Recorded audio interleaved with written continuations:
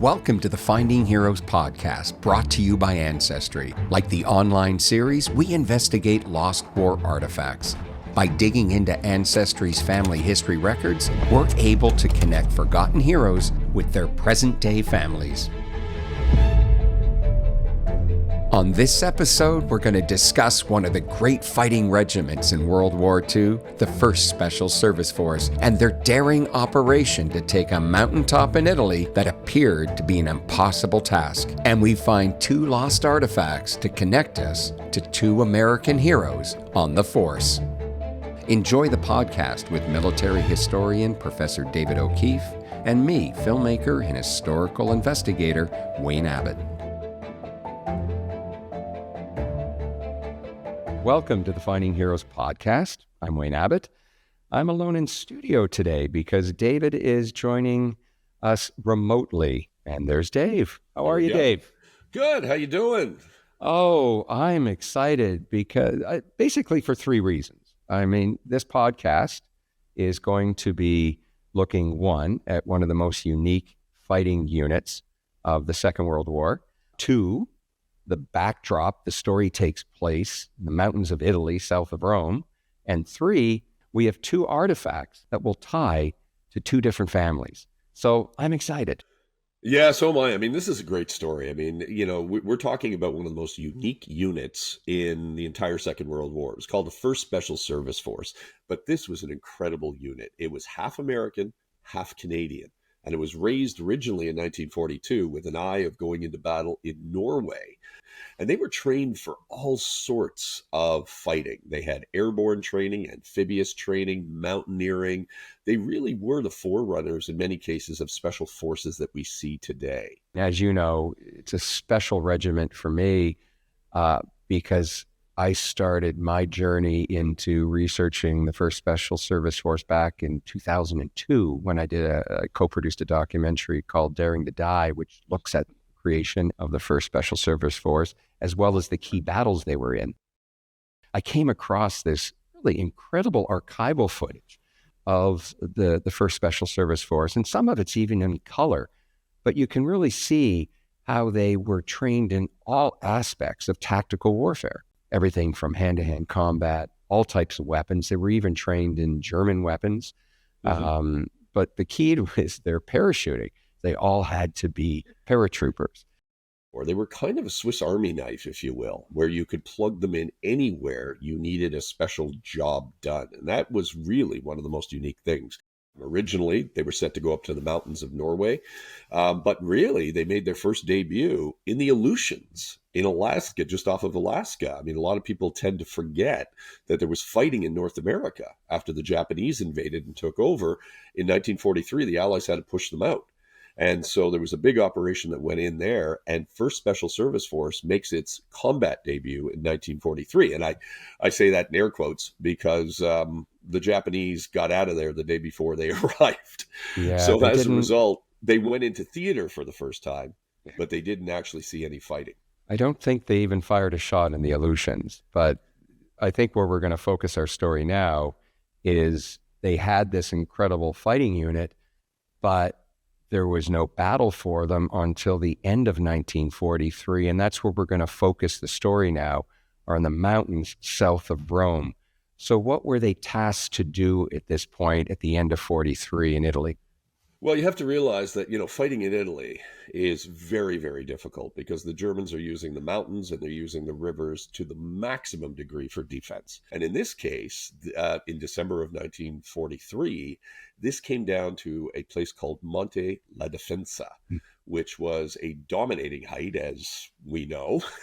And it was the task was given to the 1st Special Service Force to assault and knocked the Germans off of the top of La Defensa in December 1943. Not an easy task. Not at all. And, you know, Monte la Defensa is just an iconic location. And we were lucky enough a few years ago when we were filming another series that we got to be at Monte la Defensa. And it is an ominous mountain, isn't it? It is. I mean, it's one thing, you know, you stand there, you're going through the Liri Valley, and of course there's mountains on each side, and then boom, sort of right in the middle, you've got Defensa. And you realize very quickly why the Germans were on top, because there's no way around. You have to get Defensa to be able to move to the next one. And that's really what the fighting in Italy was about. So in this particular case, you could bomb it, you could shower it with artillery, but it's going to be ugly. It's going to be costly to do this. So now the Allies are thinking, well, maybe we're going to use a different way or a different tactic to do it. Enter the 1st Special Service Force. Definitely, because when you actually see the mountain and that the unique thing about Monte la Defensa is you have one side which is a slope, and that's where the Allies were trying to get up, but they just could not defeat the Germans. They were just in such a great defensive position. So the 1st Special Service Force decided to go up the other side, which is the steep cliffs. And it was an incredible operation. And they had to go up over 2 nights. Oh my God. It's one for the textbooks, if you will. I mean, they were using stealth and surprise, and you can imagine what it was like. The Germans are, looking forward where the attacks have been coming in, and they're really not paying attention to what's behind them because it's so steep, and they never suspected that anybody would be able to have the kind of courage to be able to attempt an assault. And sure enough, they did it over several nights, quietly, through the rain, at night, hiding during the day. One mistake could basically throw out the whole operation, but they succeeded. They were able to climb, get onto the top, and knock the Germans off. It is considered to be one of the greatest tactical victories of the Second World War. And it made the 1st Special Service Force legendary, when they took Monte la Defensa. And they even made a movie in 1968 called The Devil's Brigade, starring William Holden, based on the creation of the 1st Special Service Force, as well as taking Monte la Defensa. And we were lucky enough to be on the mountain. I remember there was a special day where I actually climbed the mountain and followed in the footsteps of the 1st Special Service Force. And it was treacherous. And that's just us with camera gear. We weren't carrying guns in a 100-pound pack with the fear of the Germans firing upon you.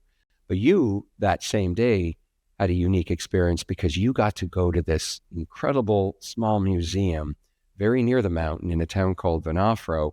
And I want to show this video clip because it introduces the next story and our special guest. Oh, hello. Hi, you must be Luciano. Yes. Dave nice O'Keefe. to meet you. Come in. Thank you. We started to collect this kind of stuff since we were a child, because we grew up in the middle of the battlefields. Not only did he have an incredible collection of material, but the way he laid it out, the way it told a story of the experiences here, made it perhaps one of the best museums I've seen in the area. We have a section dedicated to special service. Really, a whole yes, section? Yes, this way. This was the first time I had seen the uniforms that they had worn, the special baggy pants, which were unique to the 1st Special Service Force, and also that incredibly symbolic red arrowhead patch. The other objective that I have is to find something personal, maybe with a name or identifying marker from a member of the 1st Special Service Force. We found some canteens on top of the fence, and one has the name on it. A canteen from Defensa with a name on it? Yes. I got to see that. Those canteens were from La Defensa. Yeah. And this one has the name on the bottom, Lieutenant D.W. Cuddy. Oh, look at 5'3". that. The 3rd Regiment, weren't they at the bottom in support? Yes, they were in the back lines. Cuddy was a platoon commander in the 5th Company, 3rd Regiment, that was in support of the assaulting troops. But at this point, it's still unclear what Cuddy and his platoon were up to that morning. So this was found on top of Defensa, yes. but you believe that Cuddy never made it up. I think not. Oh, this is even better now. This actually comes with a mystery. How did Cuddy's canteen get on top of the mountain, yet he stayed below? Unfortunately, Cuddy was killed a little later during the Anzio invasion. But what was fascinating here is not only do we have the artifact, we had a name and a photo of the man who actually used it. What a great scene. Yeah, no kidding. And that really sets up the next part of the story, because not only did we experience it, and we were there at Monte la Defensa, we found this incredible artifact from a 1st Special Service Force member. Yeah, I mean, it really is unique to be able to get your hands on something like that. And of course, Luciano's collection is just phenomenal for that. But again, the intrigue came down to that mystery. In other words, how did Cuddy's canteen end up on top of Defensa when he supposedly was nowhere near the top? And that was part of the fun of what we were doing. Well, why don't we bring on our guest, Luciano Bucci from the Winterline Museum. How you doing, Luciano? Everything is good here. Nice to see you again. Yeah, you too. Well, it's great that we're talking to you all the way from Italy. And maybe you can explain the Winterline Museum and how long you've had it, because I think for Dave and I, it's one of our favorite museums that we've ever filmed in. The Winterline Museum, it's the result of over 30 years of researches from me and my friends. We started when we were 12 years old, collecting this kind of stuff. And at the beginning, just for curiosity. Then we understood that the objects were preserving stories behind them. So we start to study that stories, we start to analyze the stories, collect all together, made a museum that can tell the story of the Winterline campaign. The Winterline is the name that was given by the Allies force on the Bernard Line. The German made different lines south of the Gustav. This line was assaulted by the Allies forces in the winter time. So in the winter between November 43 and February 44. I mean, you've been doing this for 30 years and you have an incredible collection there. And we were just showing what you showed me, which was the Cuddy canteen. And I was wondering if you could take us a little bit more into how you came into possession of the Cuddy canteen. And Defensa is, of course, one of the strategic points of this mountain.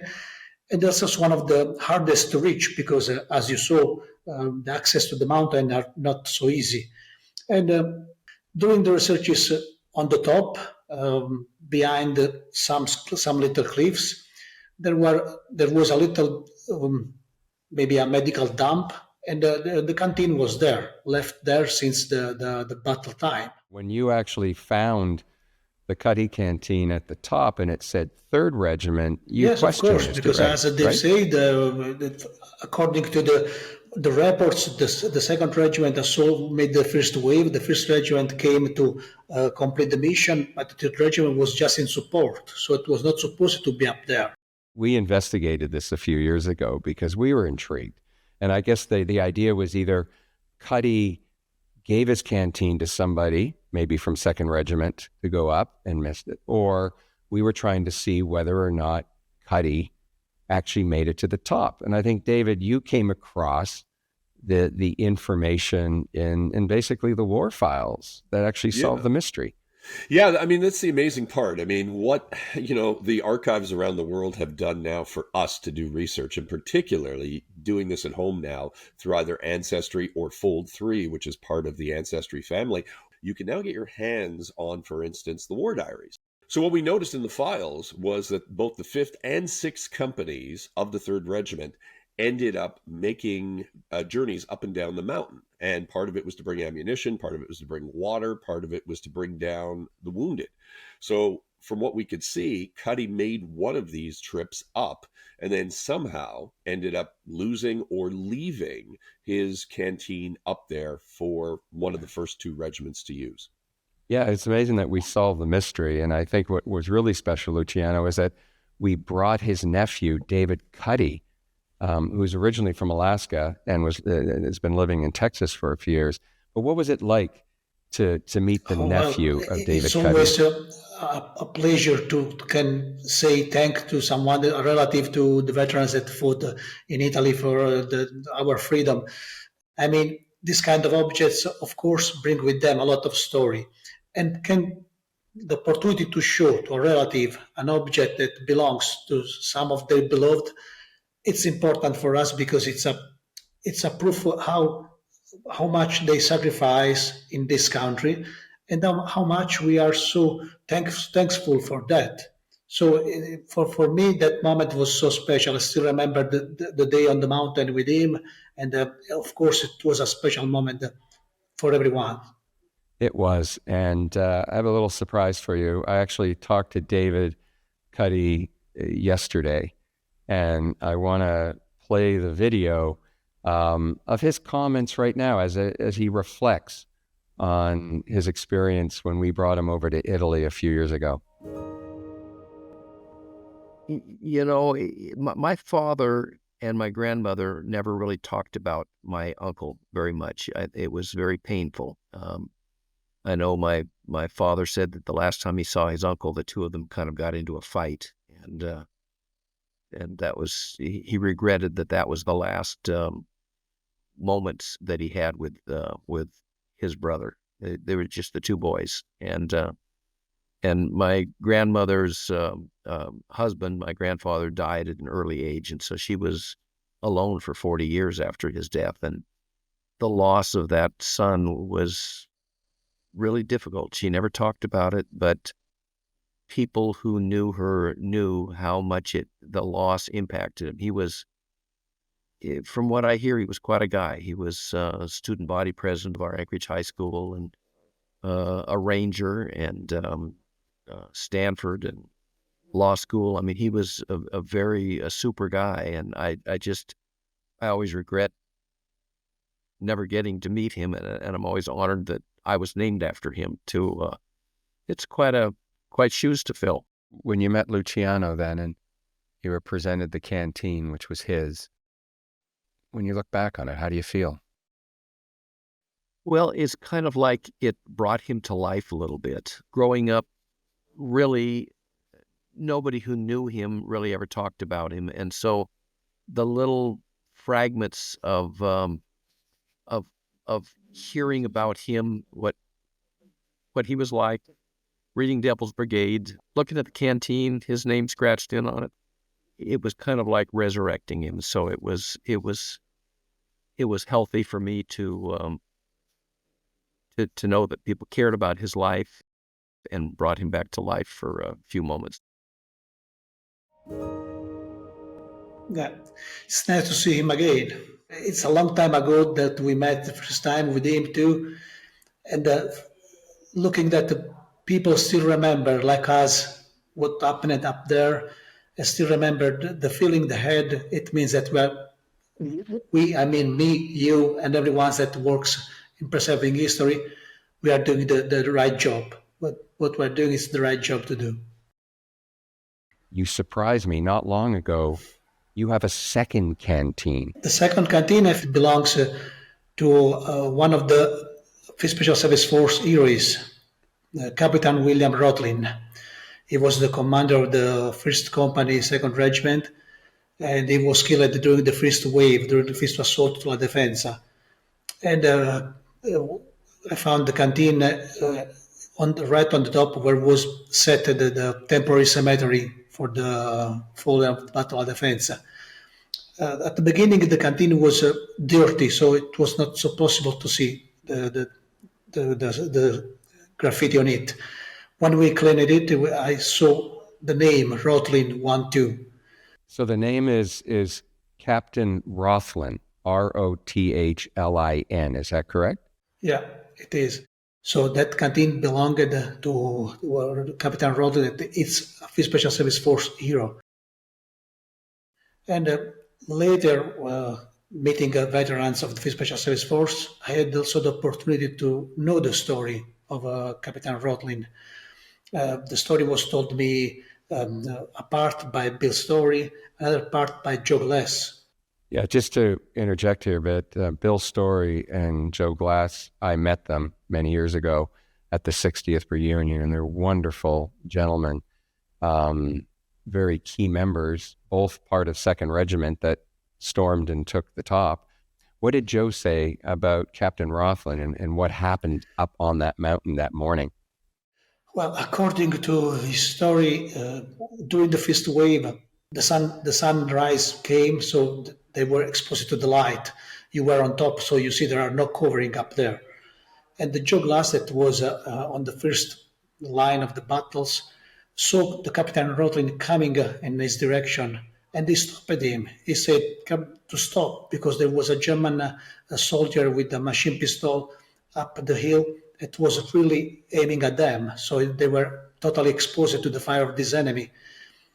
But Captain Rothlin, because his duty, because he believed that he must check his men, what was going on, he didn't listen to Joe Glass, so he went up the ridge, and the machine pistol shot him right in the front. Joe Glass told me that he Wow. remembered Rothlin falling down and killed immediately.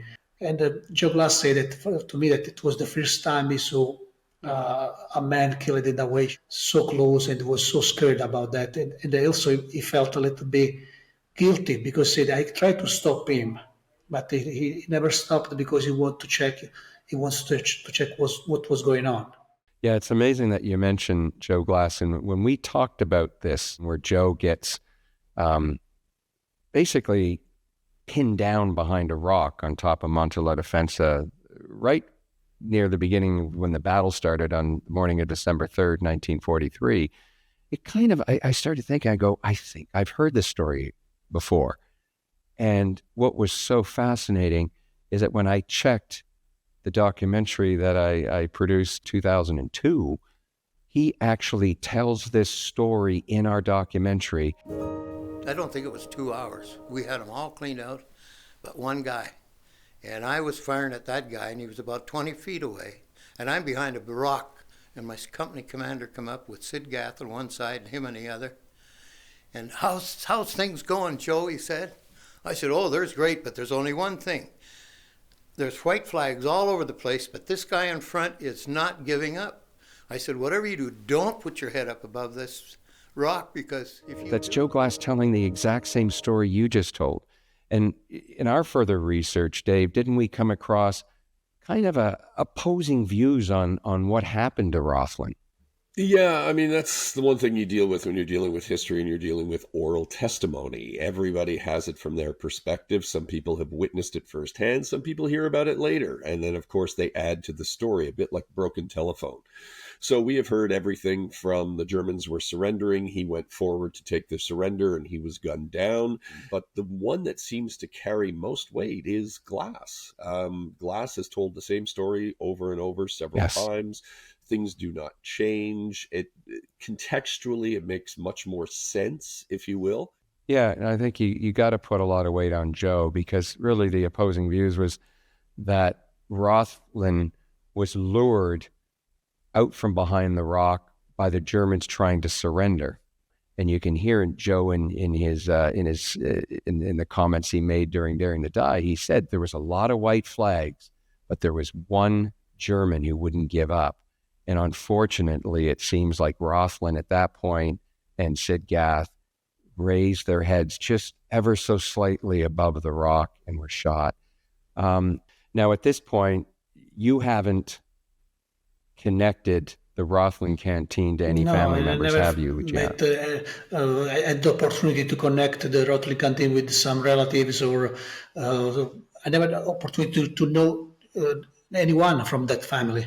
So it would be interesting to, as we made with Cuddy, to find someone to connect the canteen too. Well, that's what's so amazing about the virtual world now. We are so proud that we were able to find Captain Rothlin's nieces, and we want to bring them on. Hannah Rothlin from Utah, and Christina and her daughter, Amy, from Mexico. Amy and Hannah, I want you to meet Luciano Bucci, who runs the Winterline Museum south of Rome. Wow. Nice to meet you. How cool. So Luciano, he started the Winterline Museum. It's near a mountain called Monte la Defensa. And this is very important because this is where your uncle fought and this is where he was killed. But before we get into that part of the story, I would like to find out from, Christina and Hannah, what do you know of your uncle? Not much. I would say hardly anything. The only thing I remember my father telling me that he always believed this. At the moment that his brother was killed, he was in the bunk bed in the military. He was still in training. He was younger. And he always said it was at that moment, he sat up in bed and he hit his head on top of the bunk bed. Wow. And he always thought that was, he knew somehow, something inside of him knew at that moment. And then I was thinking about Grandma and Grandpa and Uncle Bill, but I don't remember. That's about as much as I remember. Really? We So- don't really know anything. So Hannah, you don't remember your father Richard or anyone talking about your uncle? It's the same thing as what my sister just said. Those, I don't know very much. Really hardly know anything. I You really knew just he was hardly younger. know anything about your uncle. Yeah. Wow. This is going to be amazing. Yeah. Wow.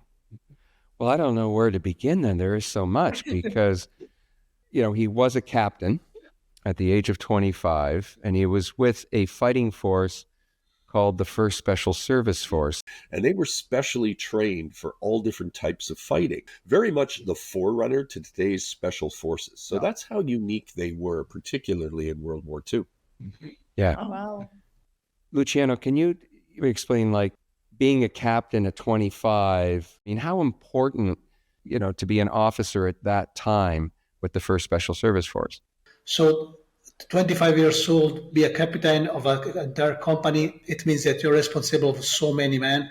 And of course, you're responsible to that everything must be made in the best way to do.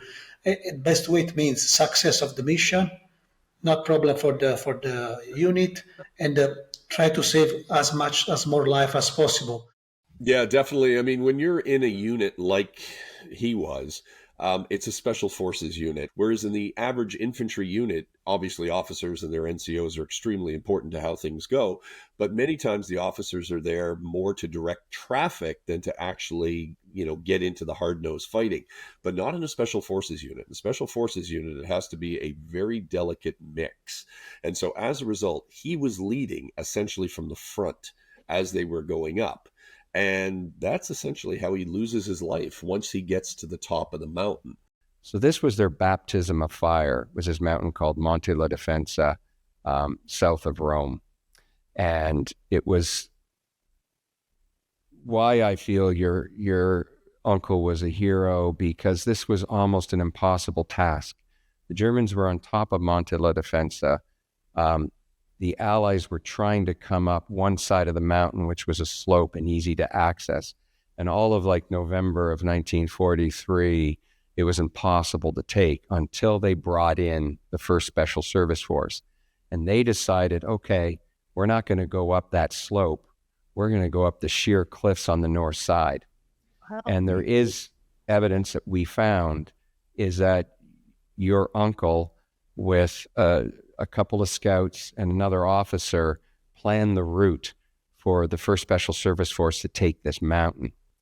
Then when it got dark, they started climbing up the cliffs. Your uncle was part of the 2nd Regiment that actually had the task of taking the mountain, which they did in 2 hours. But it was at this point where your uncle was killed. Mm-hmm. And I did meet the man who was beside your uncle when he was killed. And so has Luciano. His name was Joe Glass. He was a Canadian in the regiment. And what he said was that he was pinned down behind a rock. And there was Germans surrendering around them, but there was one German who wouldn't give up. And what Joe says is, he was trying to tell your uncle and another soldier not to raise their heads over the rock. But I think your uncle, who was the officer and wanted to get a clear indication of what was going on, he raised his head above the rock and he was shot.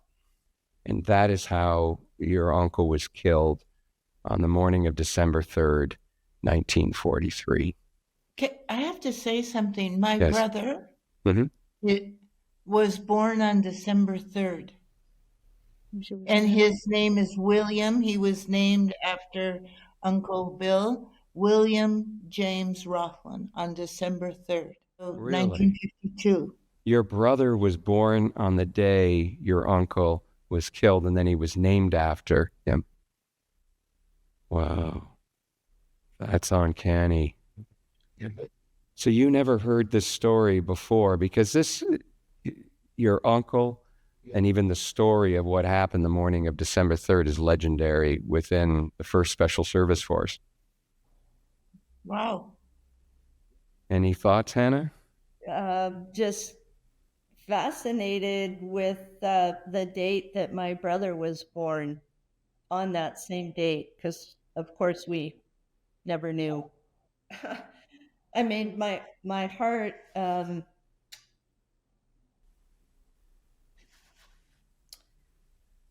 You okay? yeah, I'm feeling all of this, and it makes me sad. Can we put up the photo that you sent us?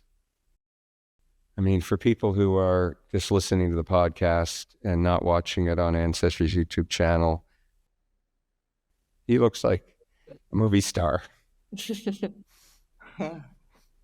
You got me getting emotional, Hannah.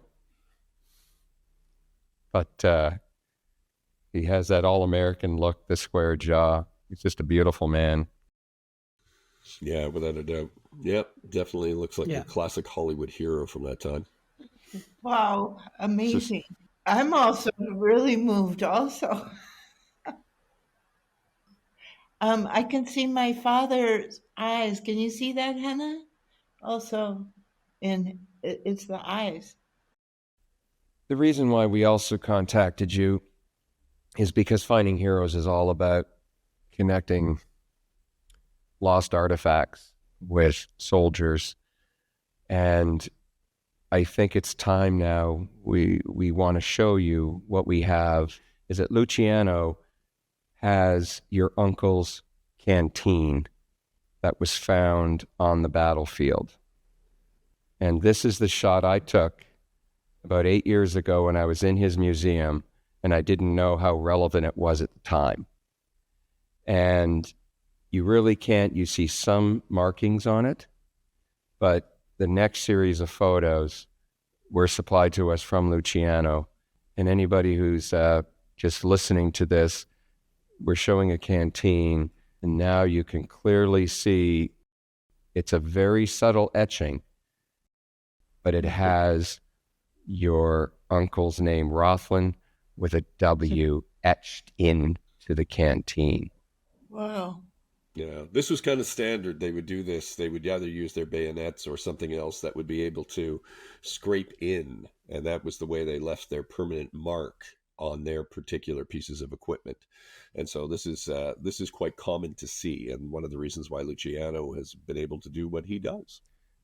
This canteen was found around 2010, and it was found right on top of Monte Defensa, where was set the temporary cemetery for the fallen of the Battle of La Defensa. So maybe this canteen was on with your uncle, and then was left there when his body was recovered.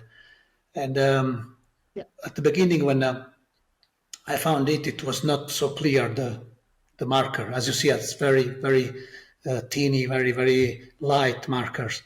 But when I cleared it, I saw the name Rothlin, and of course it was a known name, because it's a kind of a hero for the Special Service Force. Then cleaning better, I saw Rothlin W12, so 1st Company, 2nd Regiment, and the only one was your uncle. So of course for us was a kind of important discovery, because it's the canteen that belonged to one of the hero of La Defensa, one of the really recognized as a hero on top La Defensa. There was still one more step that we had to take to make sure or verify that this actually belonged to your uncle. So what we did is, through Ancestry, we went back and found his registration card when he was going into the military. And you can see all the information on there. That's available on Ancestry. What was really important down here is the bottom. Take a look at the bottom. Was his signature. This was unbelievable. We only discovered this I'd say a day ago. So now what I did here is I put the actual signature and the etching from the canteen together, because the first thing I noticed on the canteen was how big he did his R. And you can tell from even his signature that the R is very distinct. You can see the two R's here, and there's some similarities. Yeah. But I think the thing that really sells it is the way he does his W's. And if you see the W in his signature and the W that he etched to the right of his name, to his last name, they're almost identical. And I just feel it's just as Dave says, we like to verify everything. But it's uncanny that we came across maybe the only piece of evidence that exists that has his signature. And we're able to compare it to the way he etched his name into the canteen. Hannah, Christina, how do you feel? This is so weird. I make my R's like that. You make your R's like that too. I make them like that. I don't make my W's or Looks like but her- my R's are like that. Looks like her handwriting. It looks like my handwriting. Genetics, right? So Hannah, what are your thoughts? But my feelings are in the way of my thoughts.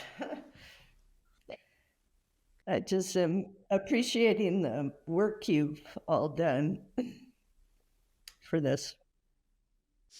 A lot of the credit goes to Luciano for finding it and then preserving it. How do you feel, Luciano? Like all these years you have the Rothlin canteen, and now the nieces of William Rothlin are here to talk to you. Truly excited. And as you saw our museum is not just a collection. It's more preserving the story of what happened and preserving the memory of the people that were up there in the Winterline Mountains.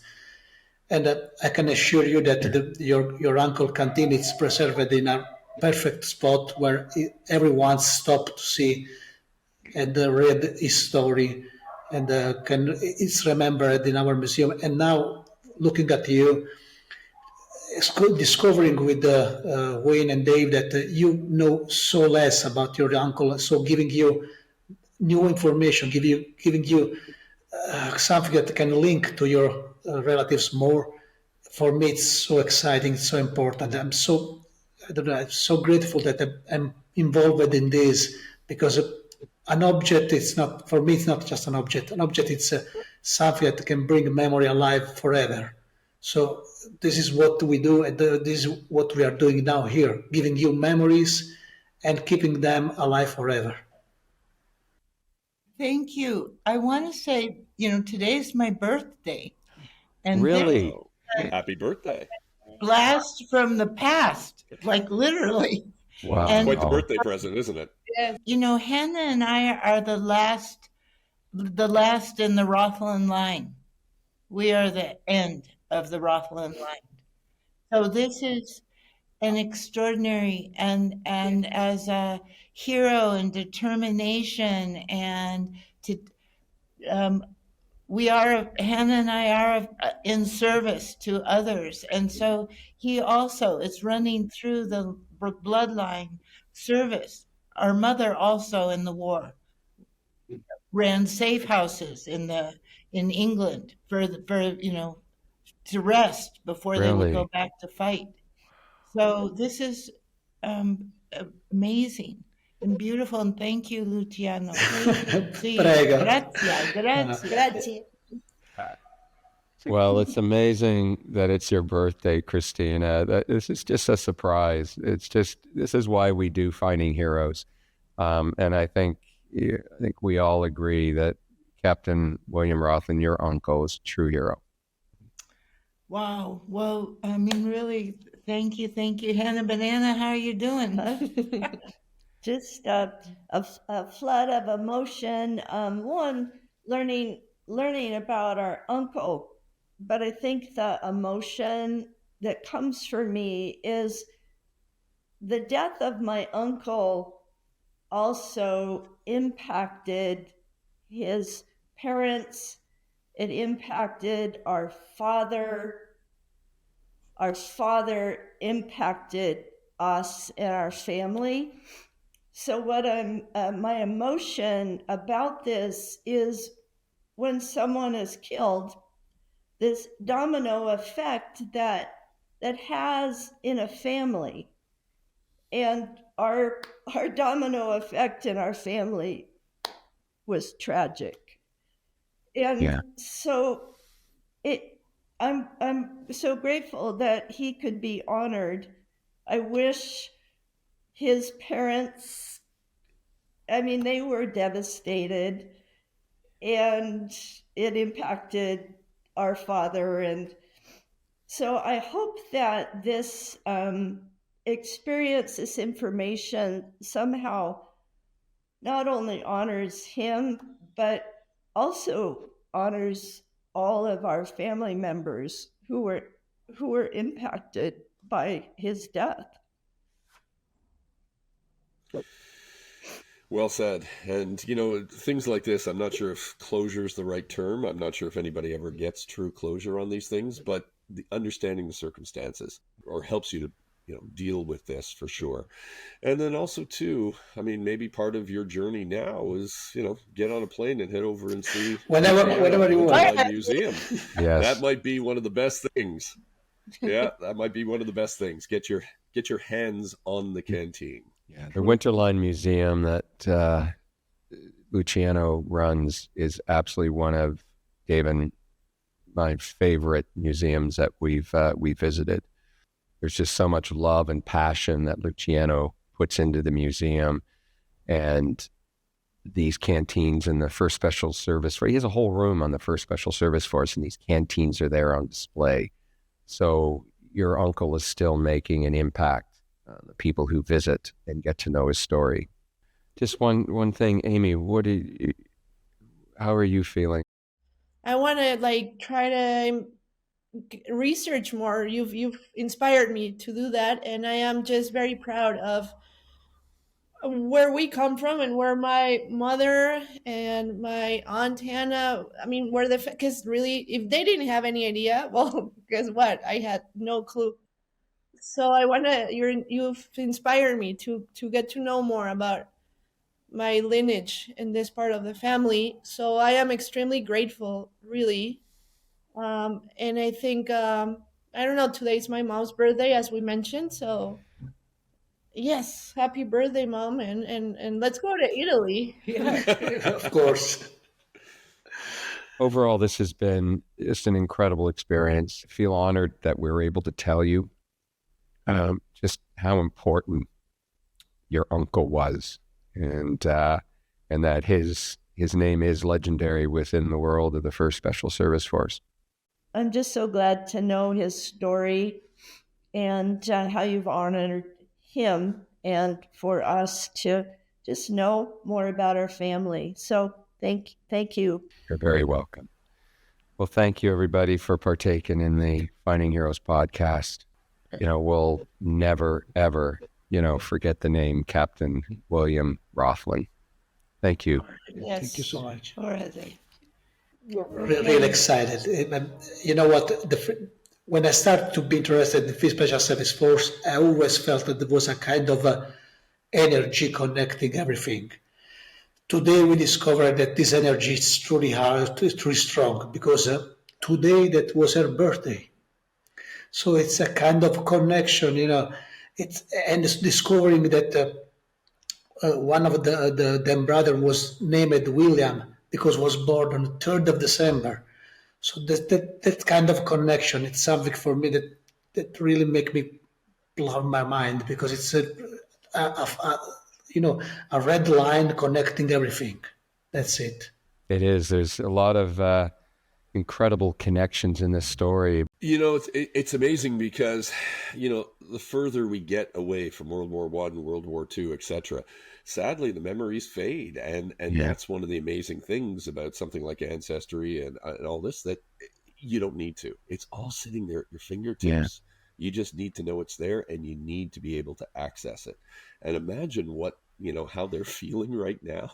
Think about the fire that's been lit under them to go Yeah. even further and to find out more. Definitely. That's the amazing part. And that's why, what we're doing here is really important.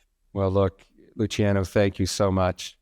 Because you're the reason we're here, for finding and preserving these artifacts.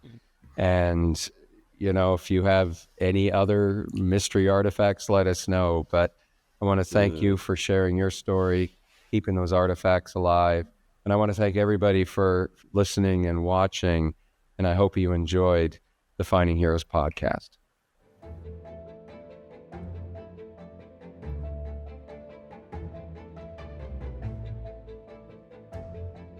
Whether you're watching or listening to this episode of the Finding Heroes podcast, thank you for joining us. If you haven't yet, head to Ancestry.com to start your own family history journey today for free.